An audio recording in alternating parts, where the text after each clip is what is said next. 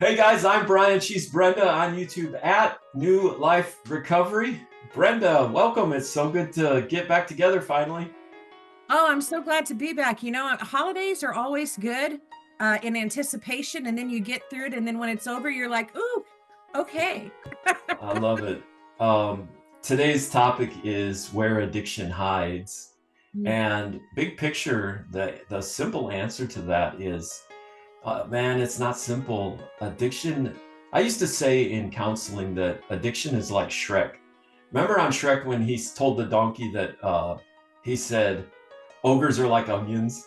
Onions, Yeah, layers. they have layers, right, right. So addiction is like um, an onion. It has so many layers. You know, it's a fascinating topic. We could never run out of things to talk about in addiction. Big picture, addiction hides in our innate desire for love, joy, and peace. You know, we all have a desire to love and be loved.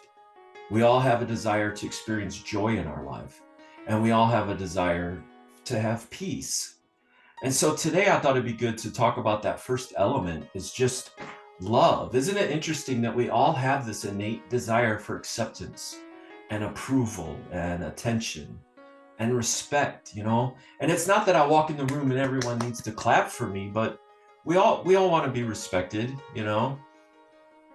You say innate, I say DNA blueprint. We're born wanting love. Yeah. We don't decide, oh, today I think I want to be loved. And then the next day, no, I don't think I need love today. I mean, it's there every day. It's Yeah. innate, like you said. In our in classes oftentimes I'll say with clients um, what are some goals that we have that fall into that category to love or be loved? And so, what are your thoughts, Brenda? Can you think of any goals that just you yourself might have, or we as people might have, that desire to be loved and acceptance, approval? I think that love is a big word, and I think it's really overused in today's society. It's way over. Oh, I love this movie. Oh, I love this pasta. I think that's not the love that we're born with, but we've just cheapened the word. And so it's Mm, easier to have qualifications or it's easier to label something. Um, I know that for me, it's probably like a lot of people, it is family. I'm adopted. I didn't have a family. For me, my love was I was trying to be accepted in the family in which I was adopted. Um, and that's problematic. It's problematic because the world tells us what the idea of love should be. It should be perfect and it should never hurt you. If somebody really loves you, they'd never hurt you. But when you grow up in a family that's dysfunctional and love hurts you, when you get out on your own, you gravitate towards that hurtful love and then the addiction to continue to cope with it. And then it just gets very convoluted. and that's such a great illustration, Brenda, exactly what I'm talking about. This desire for love, we often will either turn to addiction either to experience love because, hey, you know, here's a place where I can be accepted, or to anesthetize the pain of not feeling love. Like life is hard. The real world is a tough place. And what you just illustrated in your own personal life, you know, all the more this does, you know, was I wanted, you know, all these big people questions that we have, you know, wanting acceptance and approval. It's no wonder some of us turn to substance abuse or compulsive behaviors in order to anesthetize that pain. I remember a guy that was in prison, Brenda, and he was one of the biggest dudes that I've seen in prison. I guarantee no one no one picked on this guy. I mean, he was a big dude, right? He was scary. But he sat in the back of my class and he rarely said anything.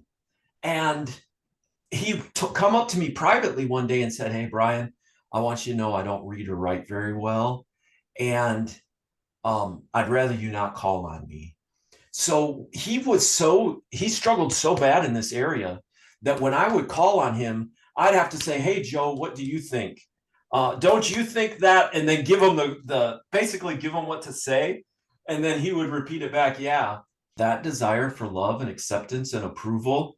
You know, hey, I've got anxiety because I know that if I talk, I might not sound cool. I don't always know how to put together the right words. And so in recovery, and this is the take home for us today, guys, in recovery, we begin to learn healthy pursuits of love, joy, and peace, pro-social ways that we can find love, joy, or peace, or help heal the pain of not having love, joy, and peace. Sometimes we need more than just addiction counseling. We need therapy because we need to get at the root cause of what are some of these things that led me to and kept me in my addiction. You can learn all the tools that you can learn in addiction counseling, but until we get to some of those root causes, some of those wounds, like you said earlier, Brenda, that he's wounded, he's hurt. That's where we're really going to start the healing process. Just because he's a big guy doesn't make his feelings any less. Yeah. Okay. And one other thing about love is when you grow up hearing, oh, somebody somewhere else has it so much better, you should be grateful for what you have. Somebody is training you to lessen your feelings. Somebody's always going to have it worse. But the thing is, what affects you is going to affect me differently. What affects me will affect you differently. Yeah. And we just have to be able to have some grace for people and for ourselves. And this is a great exercise. I didn't know I was going to say this, but name 3 people that you love. Can you name 3 people you love, Brian? You don't have to give me physical names. Just name 3 people you love. My wife, my son, and my daughter. All right, Brian, where were you in that? Don't you love yourself? Oh, yeah. Isn't that the first time I heard that? Like, even now, I'm getting, like, of course, we all want to love our spouses and our kids, but it's like we discussed this before, on an airplane, putting that mask on yourself before your loved Yeah. one. If we can't learn how to love ourselves, and I'm on a journey, I'm on that journey, and it's tough, because it's tough. And that's one thing that I like about recovery is that everybody goes through it at a different pace. Nobody in recovery properly should be pigeonholed into you have to be here at this point and here at this point and here at this point, Yeah. or you're not successful. You know, it's so much easier to love my dogs than to love myself. Wow. Sometimes when we look in the mirror, don't we see every single thing people have picked apart about us? Yeah. Oh, yes, one eye is bigger than the other. Oh, yes, I have freckles and that is unappealing. And love is just the hardest thing. It's the Wow. hardest thing. Speaking of compassion, this resource for pregnant women, why don't you tell us about that? So this week I learned about this great resource and I love it. And it hit me immediately. It's called National Maternal Mental Health Hotline. The telephone number is 1-833-852-6262. A better way to remember that would be 1-833 TLC Mama. That's what I'm talking about. This is a great resource. It's 24/7 free confidential hotline for pregnant and new moms in English and Spanish. They have phone access, real-time support, again, 24/7, 365, several languages, English and Spanish. They have an interpreter service for over 60 languages. Now, what I like about this resource is women can connect when they're pregnant and get resources for mental health, for addiction recovery. And not only does this nonprofit stay with you when you're pregnant, through your pregnancy with resources, and after your pregnancy. And I love that they call it TLC Mama, because if we don't take tender, loving care of the mama, how can the mama take tender, loving care of the baby? And oftentimes, when you're in recovery or addiction, even bringing that baby into a situation that you're in, that you're trying to make better, there's just a lot of moving elements. And I just really, this resource, like I said, it spoke to me. I'm all about it. I love it. I love My it. mama loved me so much. She carried me for 9 months and then gave me up for adoption. I have loved her since the day I found out about her. That's all I've ever had is love in my heart. I know that's not all adopted kids' experiences, but women who are pregnant have a choice. Now they have more choices than ever. And so I think that when we take care of the mamas, the choices are going to get better. That's And that's so all I can good. say about that.